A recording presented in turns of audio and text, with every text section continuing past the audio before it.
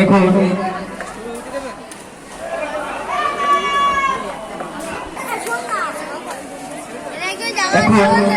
আমাদের সামনে একটি বক্তৃতা রাখবেন আমাদের অনামিকা মজুমদার।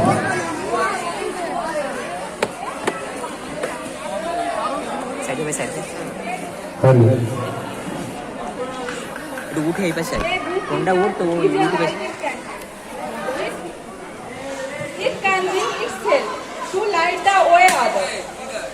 মানুষ গড়ার কারিগর আপনারা, মোদের শিক্ষাগুরু, আপনারা মোদের আলোর দিশা, শুভ চেতনার শুরু। নমস্কার, আমি অনামিকা মজুমদার, দ্বাদশ শ্রেণী।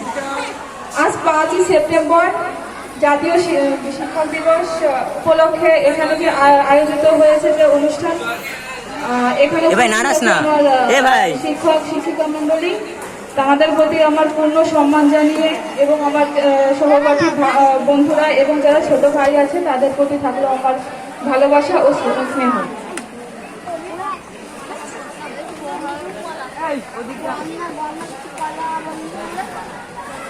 শিক্ষক দিবসের এমন এক আবেগঘন মুহূর্তে আমার মতো একজন সাধারণ ছাত্রী যে বলার সাহস পেয়েছি, এটাই হয়তো আমার শিক্ষাগুরুদের সঠিক শিক্ষা প্রদানের একটি উদাহরণ। বক্তা হিসেবে আমি একেবারেই নগণ্য, তবুও স্কুল জীবনের শেষ লগ্নে এসে এমন লোক সামলানোর বহু চেষ্টা করেও পারিনি, নিজের কাছে হার মেনে গেছে। শুরুতেই যে কথাটা আমি বললাম, আরো একবার সেটা না বললেই না। শিক্ষক শিক্ষিকারা হলেন জ্বলন্ত মোমবাতির মতো, যারা নিজেরা শেষ হয়ে অন্যদের জীবনের শিক্ষার আলো ছড়িয়ে দেন এবং তাদের জীবন আলোকিত করে দেন। বাবা মায়ের পরে যদি কোনো মানুষের অন্যের সন্তানের খুশিতে আনন্দিত হয়ে থাকেন, চোখের কোণে অশ্রু সঞ্চয় হয়, তবে তারা হলেন শিক্ষক শিক্ষিকা।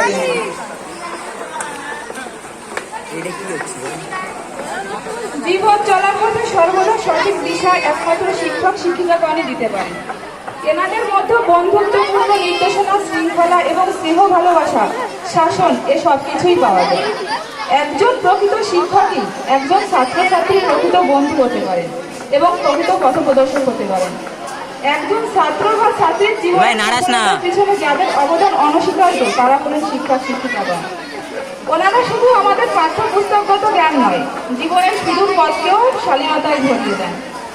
ওনারা আমাদের সফলতায় যেমন পাশে থাকেন, তেমনি ব্যর্থতায়ও সমানভাবে পাশে থেকে জীবনের লক্ষ্য পূরণের সাধনার ব্রতী করেন। আজকের দিনে একটা সর্বপল্লী রাধাকৃষ্ণের প্রতি পূর্ণ সম্মান ও শ্রদ্ধা জানিয়ে বলতে চাই যে আমার শিক্ষক শিক্ষকগণ আমার কাছে ওনার মতোই আদর্শবান। ওনারাই আমাকে চিনিয়েছেন ডাক্তার সর্বপল্লী রাধাকৃষ্ণকে। ডাক্তার এপিজে আব্দুল কালামের কথা আমরা সবাই জানি। তিনি ছিলেন ভারতের মিসাইল ম্যান, প্রখ্যাত একজন বিজ্ঞানী এবং ভারতের সফল একজন রাষ্ট্রপতি। উনি পেশায় একজন শিক্ষকও ছিলেন এবং উনি বলে গেছেন যে যদি আমাকে যদি কোনো পেশায় নিয়োজিত হতে হয় এবং সেটা যদি আমি একজন শিক্ষক হই, একজন প্রকৃত শিক্ষক হলে সেটাই আমার কাছে সব থেকে বড় পাওয়া, যদি আমি একজন প্রকৃত শিক্ষক হয়ে থেকে যেতে পারি। তো সেইখানে দাঁড়িয়ে আমি বলছি, আমি খুবই ভাগ্যবতী একজন ছাত্রী যে আমার এই বিদ্যালয়ে পঠন পাঠন করার সুযোগ পাচ্ছি। আগামী জন্ম বলে যদি কিছু থেকে থাকে, তবে আমি ঈশ্বরের কাছে এটাই প্রার্থনা করব যেন আমার এই প্রাণপ্রিয় শিক্ষক শিক্ষিকাদের চরণ ধুলোয় আশ্রয় পাই। ছাতা যেমন রোদ বৃষ্টি থেকে আমাদের রক্ষা করে, তেমনি ছাত্রছাত্রীদেরও আগলে রাখে শিক্ষক শিক্ষিকাগণ। আর কিছু বলে উঠতে পারছি না, কারণ কয়েকটা দিন পরেই আমাদের বিদ্যালয়ের মায়া ত্যাগ করে এগিয়ে যেতে হবে সামনের দিকে। একটা কথা না বললেই নয়, হয়তো বা আমি আর এই সুযোগটা নাও পেতে পারি। যদি কখনো কোনো রকম ভাবে আমার শিক্ষক শিক্ষিকার প্রতি আমি অন্যায় কোনো কাজ করে থাকি বা অন্যায় কোনো ব্যবহার করে থাকি, তাহলে ক্ষমার দৃষ্টিতে দেখবেন। আর কিছু বলার নেই।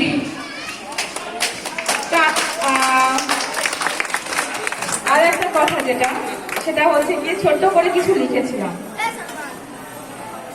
অন্ধ চোখে আলোর ধারা, বন্ধ ঘরের দৌড়, রাতের আধার দূর করিয়া দেখান নতুন ভোর, দেখান আরো লক্ষ যুগের দুঃখ সুখের পর, কক্ষপথ আর অক্ষপথের খোলেন সকল জট।